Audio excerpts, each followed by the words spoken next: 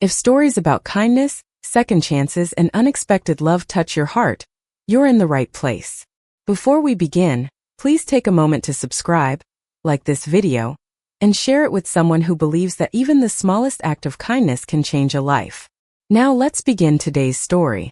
People think they know someone because they see them every day. They're almost always wrong. My name is Laurel Whitmore, and for 3 years I sat 10 feet away from the most powerful man in our company without letting him discover who I became after 6 o'clock every evening. By day, I was the assistant who never missed a deadline, never forgot a meeting, never let a crisis reach his desk before I had already solved it. By night, I rushed home to a quiet little house at the edge of a blue-collar neighborhood, where the porch light had burned out months ago because replacing prescription medications always came before replacing light bulbs. I told myself that was enough. It had to be. My alarm went off every morning at 5:15, long before the rest of the city found its rhythm. I packed my mother's medication into a plastic organizer with faded labels, left breakfast in the microwave for my 16-year-old brother Noah, and checked the calendar hanging beside the refrigerator. Every square was filled with doctor appointments, utility due dates, overtime hours, and reminders written in blue ink that had begun to fade from constant worry. The little house smelled faintly of coffee, laundry detergent, and the lavender lotion my mother insisted on using even after dialysis left her too exhausted to lift her arms for long. She always smiled anyway. She always apologized for being sick, and I always pretended not to hear it.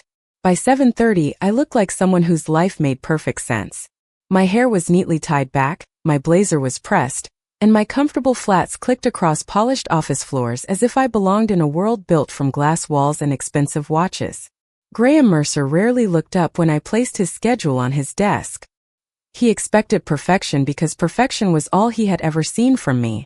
If a client canceled, I already had another meeting arranged. If a shipment stalled, I already had 3 solutions waiting. If someone else panicked, I quietly fixed the problem before anyone noticed it existed. He thanked me exactly twice in 3 years. I remember both times because they were so unusual. The rest of the office admired him. Some feared him. Others whispered about his upcoming wedding to Vivian Ashcroft, the elegant daughter of one of the city's wealthiest families. Their engagement filled magazines, business columns, and office conversations. Everyone called them the perfect match. I simply updated the guest list, booked the venues, confirmed the flights, and kept my opinions locked behind polite smiles. My own life never entered those conversations. No one knew why I always declined happy hour invitations. No one knew why I packed homemade soup instead of ordering lunch. No one knew that every dollar I saved meant another week of medication, another electric bill paid on time, another chance to keep our little family together. That Thursday evening should have ended like every other. I shut down my computer exactly at 6:02 p.m., wished the security guard a good night, and hurried toward the parking garage with 2 grocery bags already waiting in the trunk of my aging sedan. My phone vibrated before I even started the engine. Noah's name flashed across the screen. I answered on the first ring. He tried to sound calm, but I heard the fear hiding beneath every word. "Laurel, Mom isn't feeling right. I think you need to come home now." In that instant, the carefully balanced worlds I had spent 3 years keeping apart began to collide, and I had no idea that before midnight, Graham Mercer would be standing on my front porch, looking at the life I had hidden from him all along. The drive home felt longer than it ever had before. Every red light seemed personal, every slow driver another reminder that there were moments in life no amount of planning could control. I gripped the steering wheel until my fingers ached, glancing at the dashboard clock every few seconds while Noah stayed on the phone with me. He kept insisting that Mom was awake, that she was breathing normally, that she only looked unusually tired. But I knew the difference between ordinary exhaustion and the quiet fear hiding inside his voice. For years we had developed our own language around illness. We avoided dramatic words because dramatic words made everything feel heavier.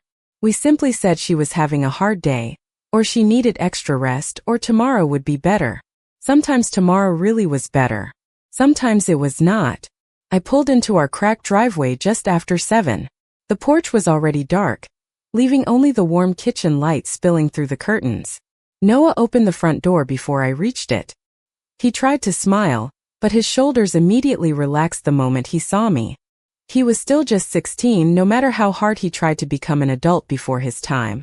Mom sat in her favorite chair wrapped in the old knitted blanket my grandmother had made decades earlier. Her complexion looked pale, but when she noticed me, she forced the same reassuring smile she always wore. "You should not have rushed home," she whispered. "You have work." I knelt beside her and gently touched her hand. Felt cool but steady. "Work can wait," I answered. "You cannot." She laughed softly, shaking her head as if I had always been too stubborn for my own good. While Noah finished heating soup, I checked her blood pressure, organized the evening medication, and reviewed tomorrow's appointment schedule. The familiar routine settled my heartbeat. There was comfort in small tasks. They gave me the illusion that I could keep everything from falling apart if I simply stayed organized enough. After dinner, Noah disappeared into the dining room with his algebra book. I sat beside him for nearly an hour, helping him solve equations while answering work emails from my phone between problems. Clients did not stop making requests simply because life became difficult. At 9:30, another message appeared. It came directly from Graham Mercer.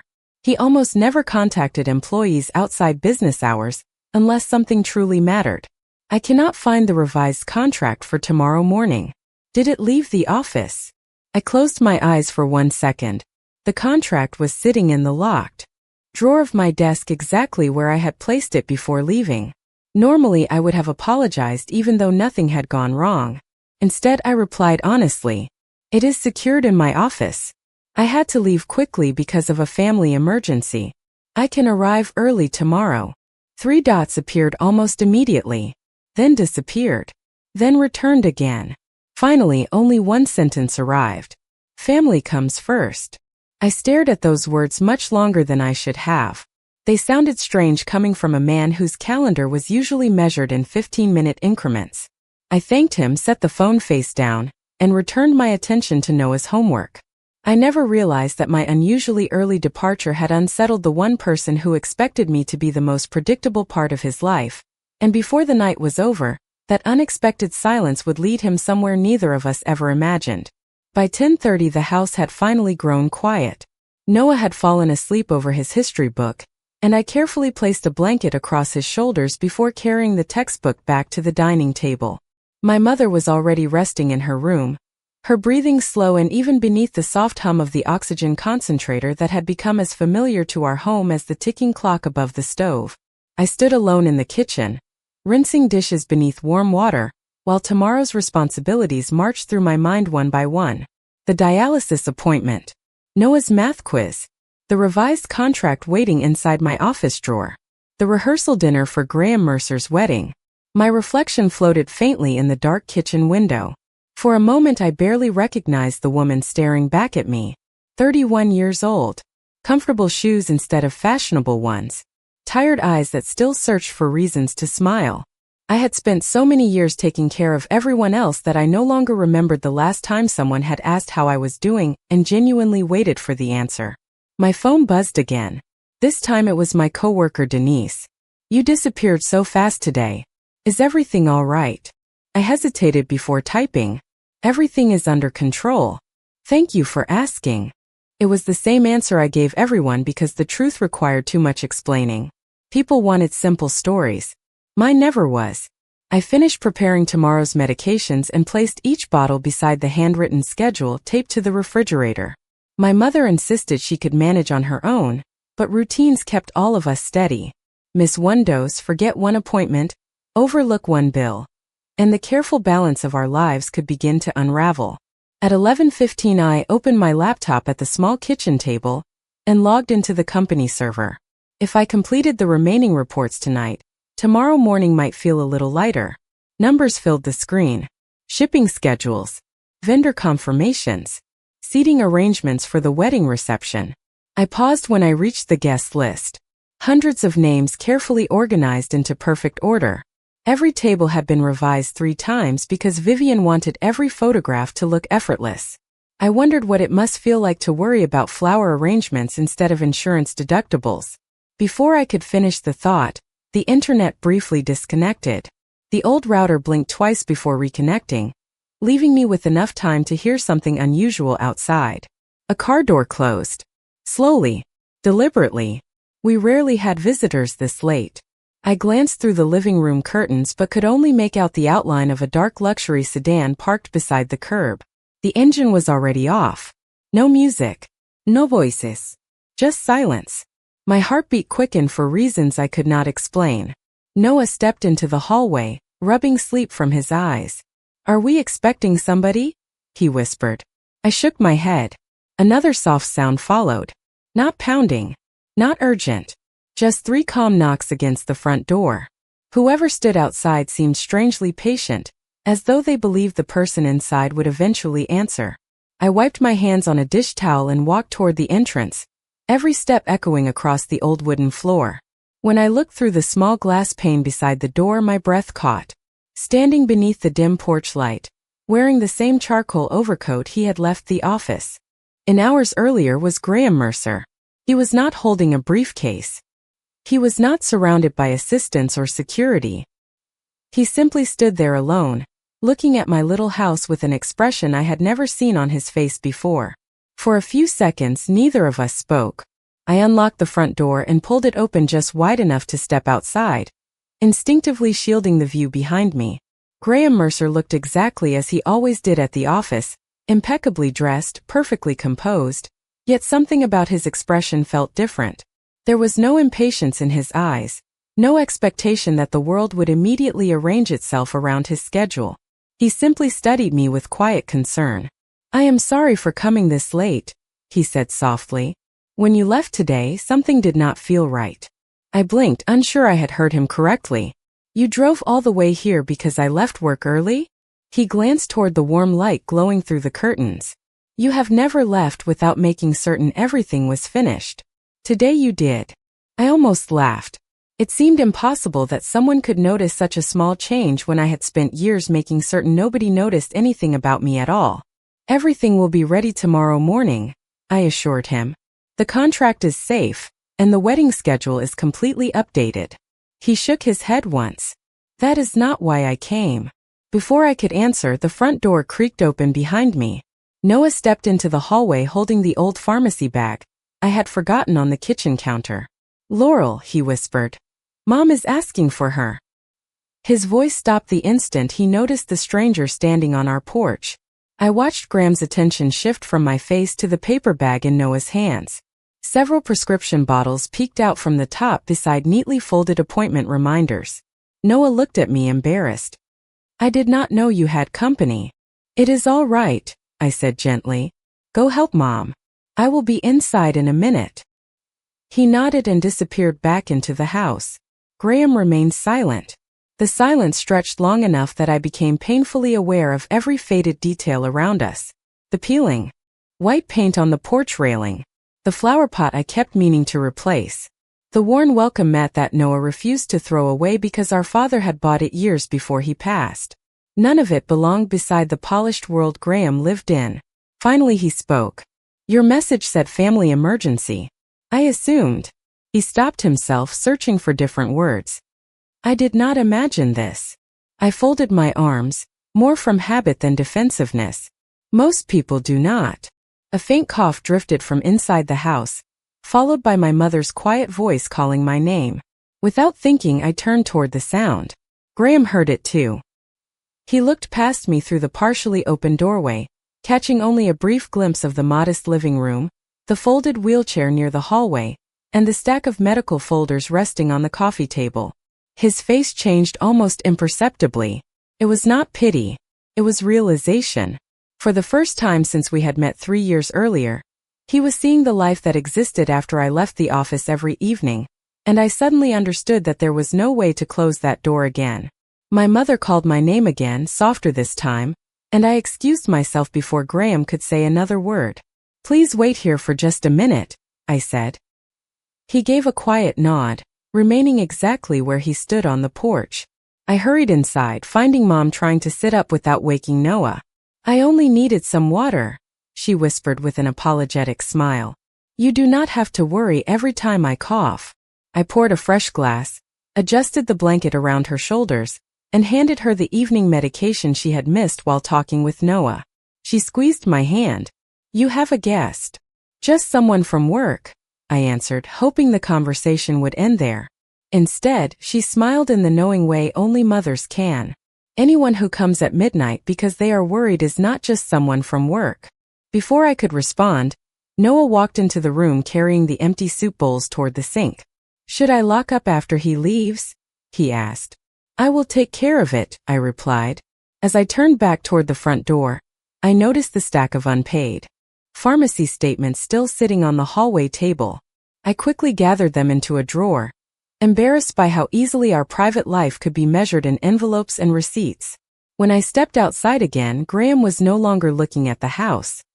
His attention rested on the small vegetable garden beside the porch where Noah and I grew tomatoes every summer to stretch our grocery budget. The wooden planter boxes had been built from leftover construction pallets. Nothing about them was expensive, but they had survived 6 seasons because replacing them had never fit into our budget. You built those? He asked. My brother and I did, I replied. It saves money. He nodded thoughtfully before speaking again. I always assumed you lived closer to the city. I smiled faintly. Closer costs more. For a moment neither of us spoke. The cool night air carried the distant sound of a freight train passing through town. Finally he looked back at me. You have worked beside me for 3 years.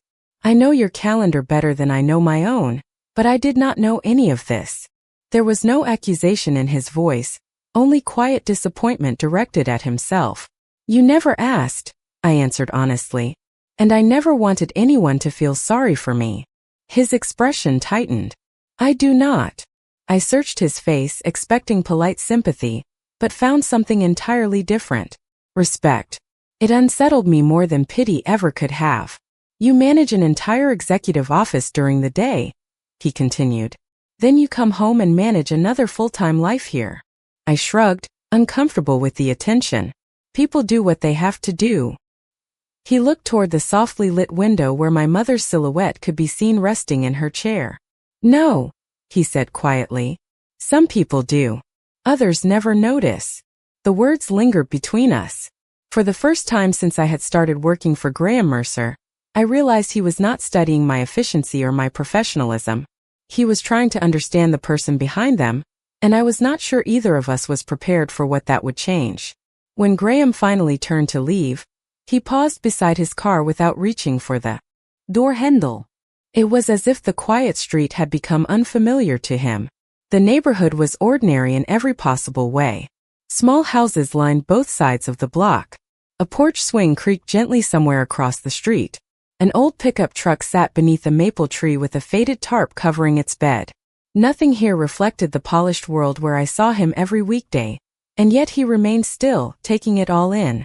You should get some rest, I said, hoping to end the evening before it became even more uncomfortable. He looked back at me with a thoughtful expression. What time do you leave for work every morning? The question caught me off guard. Usually a little before 7. His eyes narrowed slightly. Then you only sleep a few hours after taking care of everything here. I offered a small shrug. Enough to make it through the next day. He let out a slow breath that sounded almost like regret. That is not enough. I smiled politely because there was nothing else to say. Life did not ask whether something was enough. It simply demanded whatever you could give. After another quiet moment, he nodded once and stepped into his car.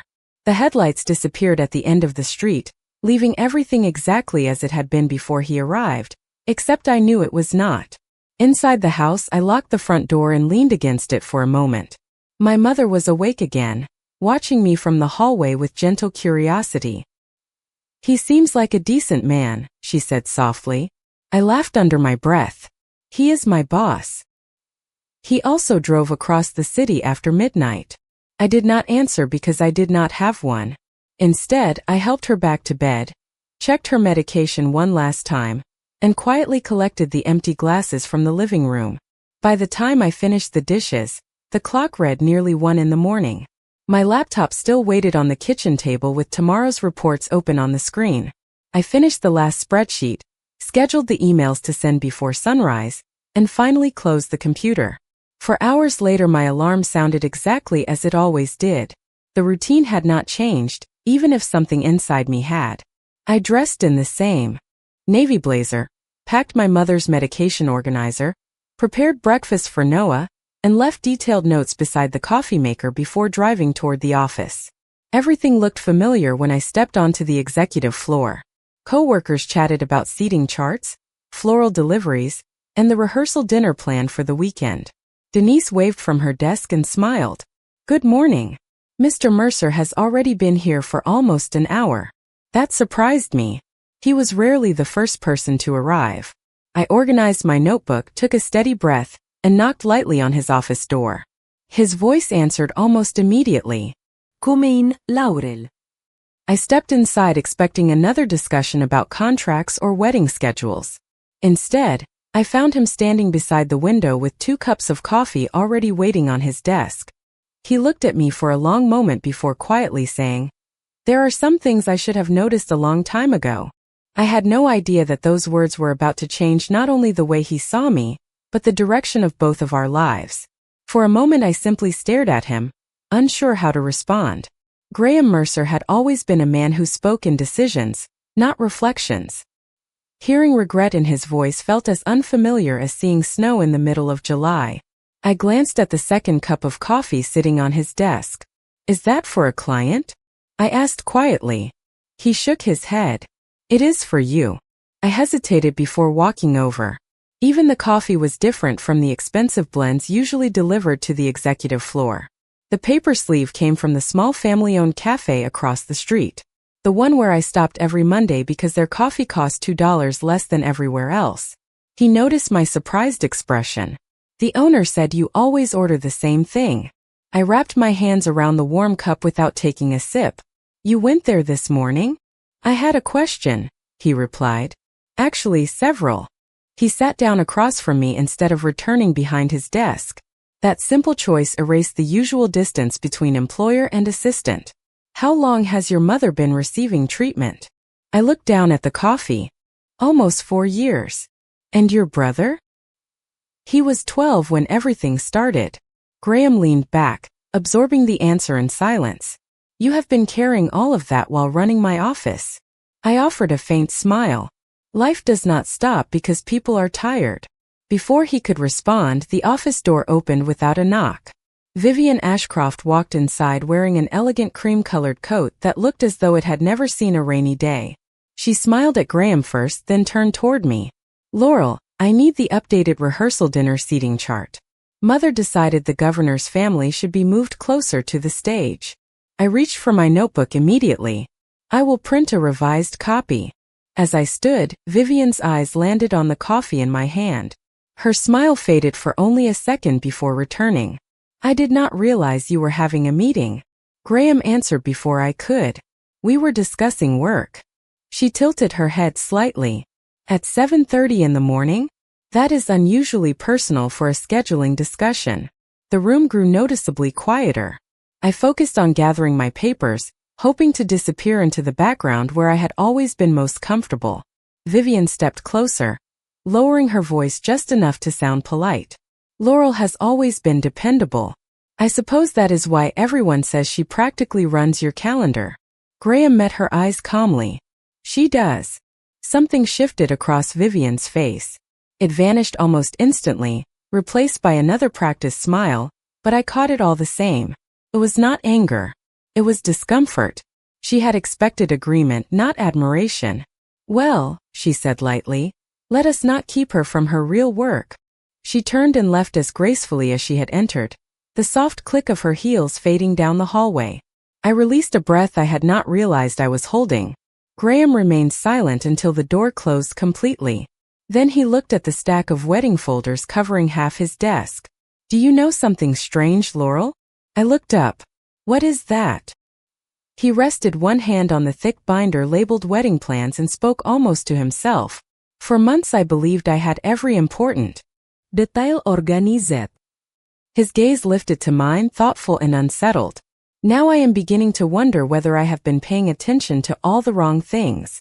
The rest of the morning passed with its usual rhythm, but nothing felt ordinary anymore. Every meeting began on time. Every document reached the right desk. Every phone call was answered before the second ring. Outwardly, I was still the same assistant everyone relied on. Inside, however, I found myself replaying the previous night again and again, wondering why Graham had crossed a line he had always respected. He had never asked personal questions before.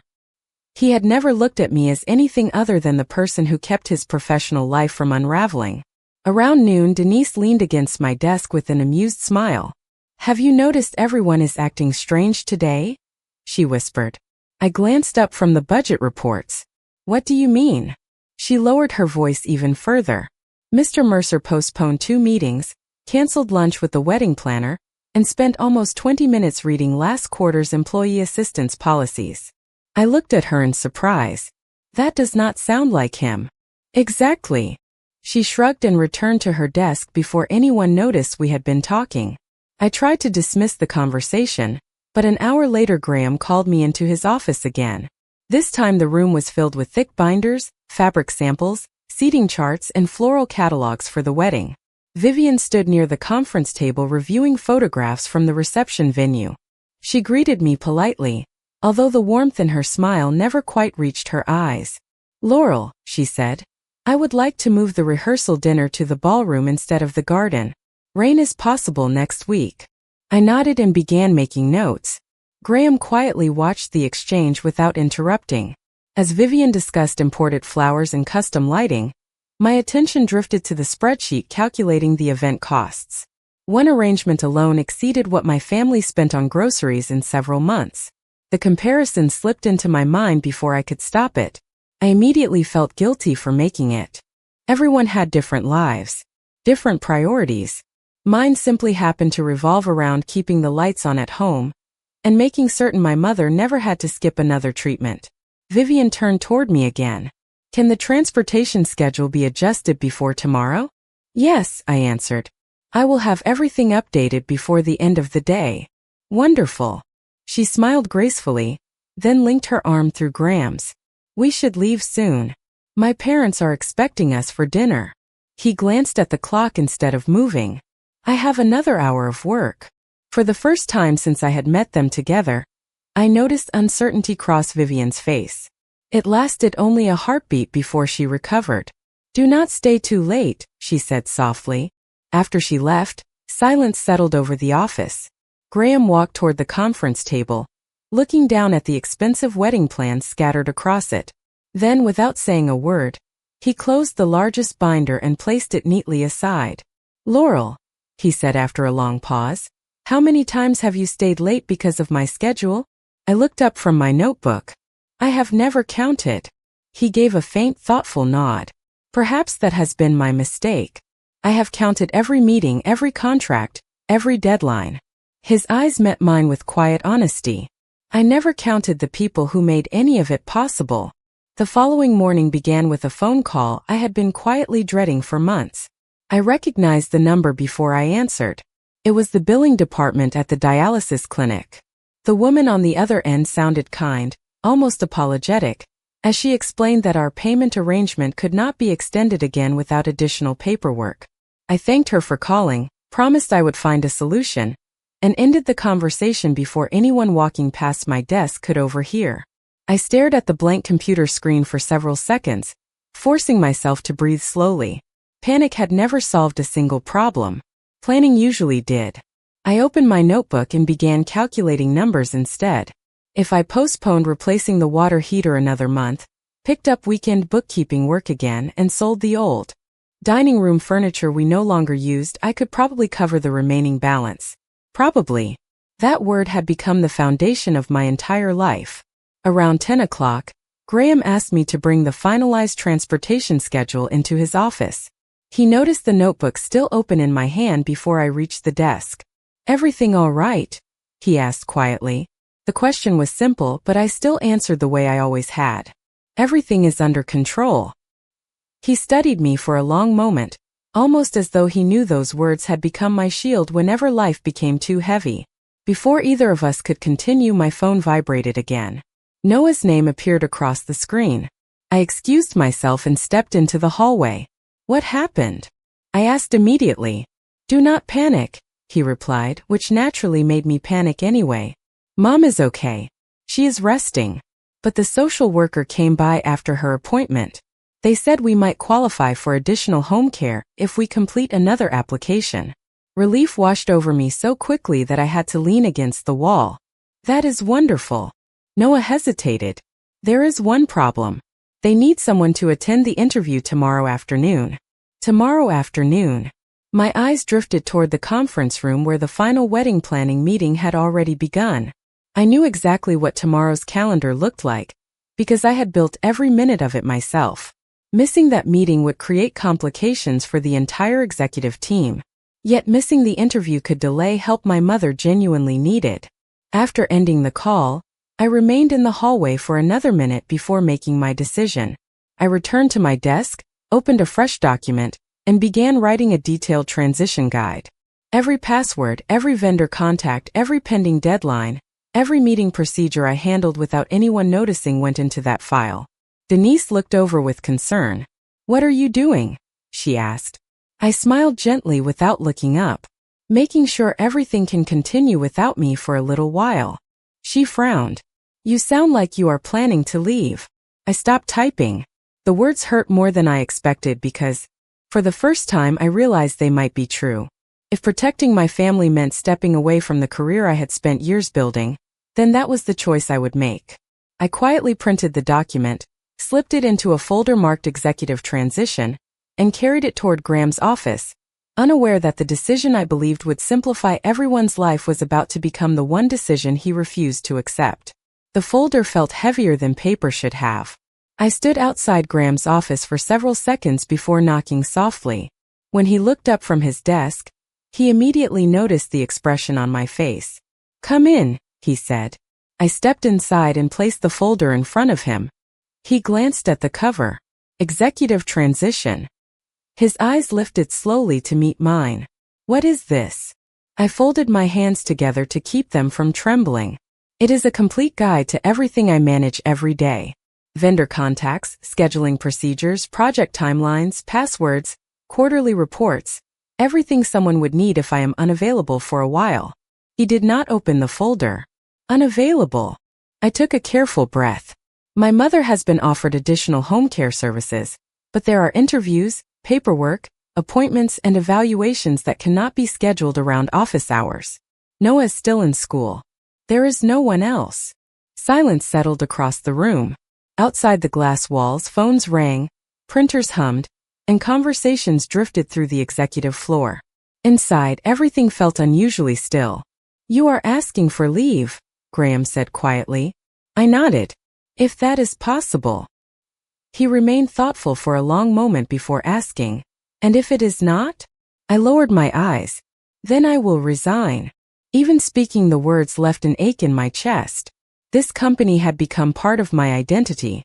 Every calendar I organized, every problem I solved, every impossible deadline I somehow met had given me a sense of purpose beyond survival. Walking away would hurt, but watching my family struggle alone would hurt far more. Graham finally reached for the folder, opened the first page, and slowly turned through the detailed notes I had prepared. Every section reflected years of experience distilled into careful instructions. After several pages, he stopped reading and closed the binder again. "How long did this take you?" he asked. "Most of last night." He looked genuinely surprised. "After taking care of your family?" I managed a faint smile. "There are always a few extra hours if you stop sleeping." His expression changed immediately. "That is not something to be proud of, Laurel." His voice remained calm, but the concern behind it was unmistakable. "It is simply what needed to be done," I answered. He stood and walked toward the large window overlooking the city. For several moments he said nothing at all. Finally he spoke without turning around. "For years I believed leadership meant expecting people to carry responsibility without complaint. Now I realize I have been asking that of someone who was already carrying far more than I ever understood." I did not know how to respond. I had never wanted recognition. I had only wanted enough stability to keep my family together. He turned back toward me, the decision already settled in his eyes. He picked up the transition folder, placed it gently back into my hands and said, "You are not resigning. You are taking care of your family. We will find another way." I stared at him, unable to speak.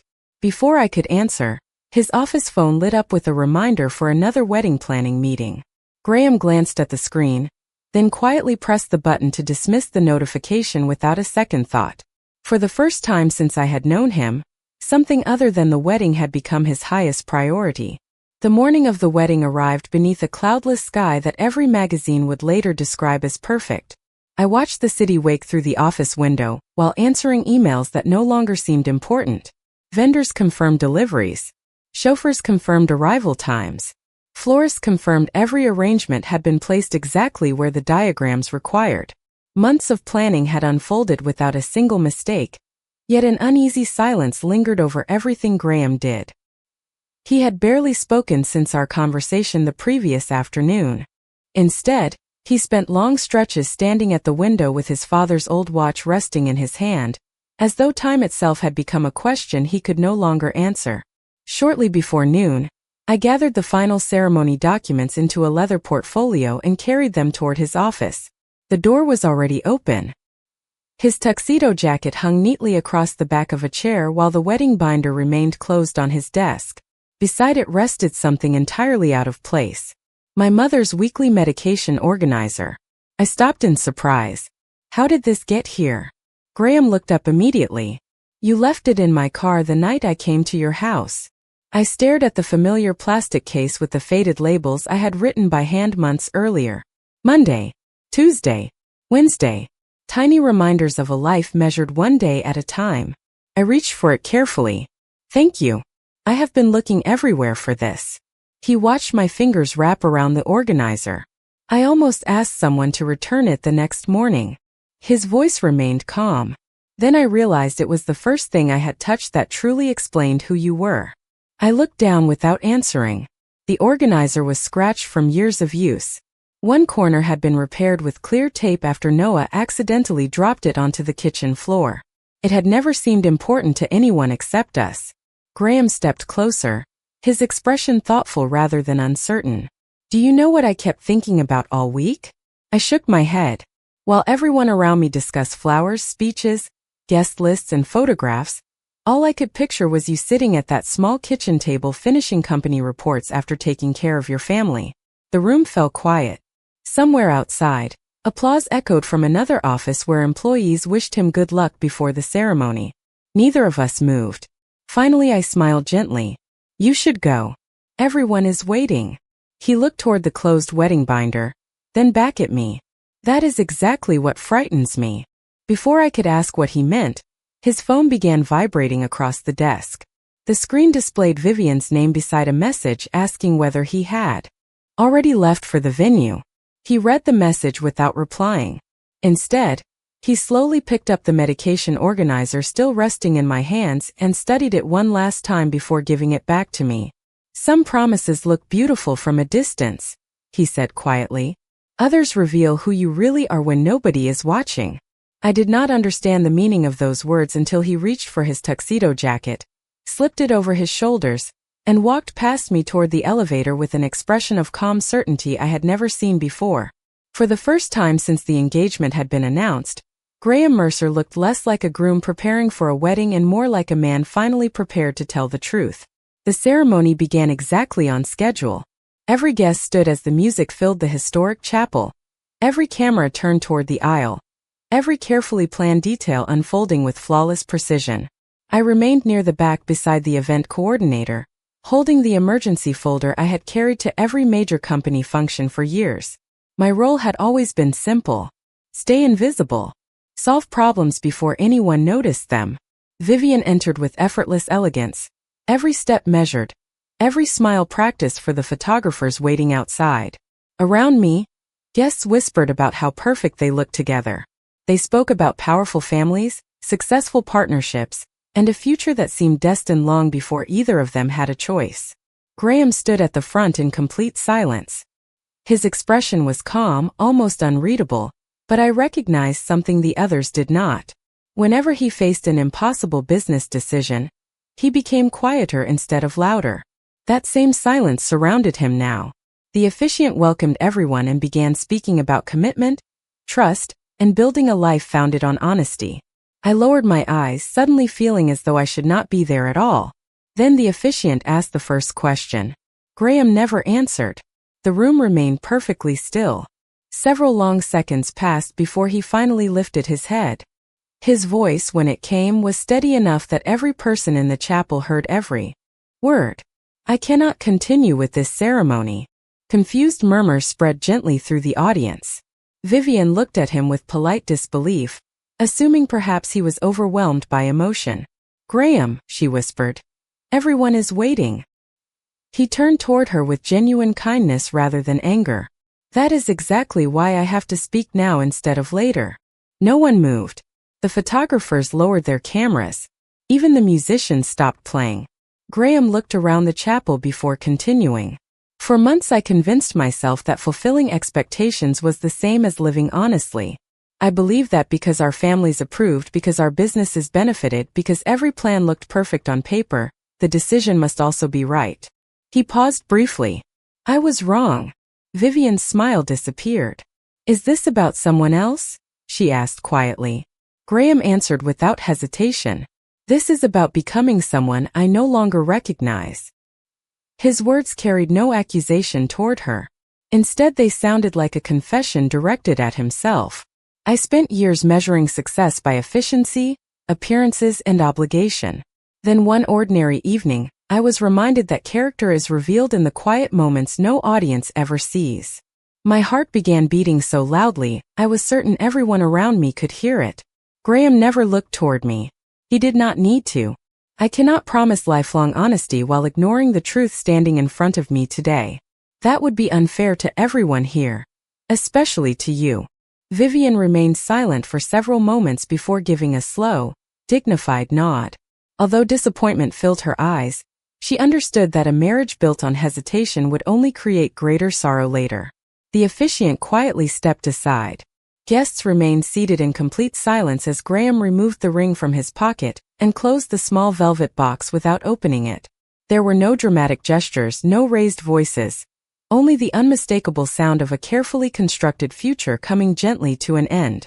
Standing near the back of the chapel, I realized this moment was not about choosing another person. It was about a man finally choosing truth over expectation, even when truth demanded the greatest sacrifice of his life. 1 year passed more quietly than I ever expected. Life did not become perfect. My mother's health still required careful attention, although the additional home care services had eased burdens that once felt impossible. Noah finished high school with honors and proudly accepted a scholarship to study engineering at a state university only 2 hours from home. The little house remained the same. The porch still creaked. The vegetable garden still produced more tomatoes than we could ever eat. The old kitchen clock still ticked a little too loudly during peaceful evenings. Somehow, those ordinary sounds became proof that we had made it through another season together. I stayed with the company, although many things had changed after that unforgettable day. Graham never tried to erase what had happened or pretend it had been easy. Instead, he quietly transformed the culture around him. Employee family leave expanded. Flexible schedules became available for caregivers. Medical assistance programs grew stronger. He never announced those changes with speeches or newspaper interviews. He simply made them because he finally understood that every polished office contained people carrying invisible lives beyond its walls. As for us, we rebuilt something far more valuable than assumptions. We built trust one ordinary conversation at a time. There were no grand declarations. No expensive gifts waiting on my desk. No dramatic promises. Sometimes he would simply ask how my mother was doing and genuinely wait for the answer. Sometimes I would remind him to eat lunch before another afternoon of meetings. Those small exchanges slowly became the strongest part of our friendship. One Saturday afternoon after my mother's latest appointment, I returned home carrying 2 grocery bags balanced awkwardly against my hip. Before I reached the porch, I noticed a familiar sedan parked quietly beside the curb. Graham stepped out holding nothing except a paper bag from the neighborhood bakery Noah always recommended. He smiled in the relaxed way I had rarely seen during our first years together. I hope I am not interrupting dinner, he said. I laughed softly. Dinner has not started yet. He glanced toward the front porch where the faded welcome mat still rested beneath the screen door. Good, he replied. Then, instead of assuming he belonged there, Instead of walking inside the way powerful people sometimes believed every door should open for them, he stopped at the bottom step and looked at me with patient respect. "May I come in?" For just a second I saw the man who had once stood on this same porch believing he understood everything about the people who worked beside him. He no longer carried that certainty. What he carried instead was humility, kindness, and the willingness to ask before entering another person's world. I smiled, unlocked the screen door, and stepped aside. "You never needed a mansion to be welcome here," I said. "Only good manners." He laughed, the sound warm and genuine as the evening sun settled across the little front yard. Together we walked into the house where my mother was already setting the table, and Noah was arguing with the radio about the score of a baseball game. Nothing about the moment looked extraordinary. There were no photographers, no applause, no perfect speeches. Just four ordinary people sharing a simple meal inside a modest home. Looking back now, I finally understand something I spent years trying to earn. The greatest measure of love is never found in wealth, status, or beautiful promises. It is found in the quiet decision to see another person's unseen burdens and choose to stand beside them anyway. If this story stayed with you, don't let it end here. Please subscribe for more heartfelt stories, give this video a like if it moved you, and share it with someone who needs a reminder that kindness is never wasted. We'd love to hear your thoughts, so tell us in the comments. Which moment touched your heart the most? Thank you for watching, and we'll see you in the next story.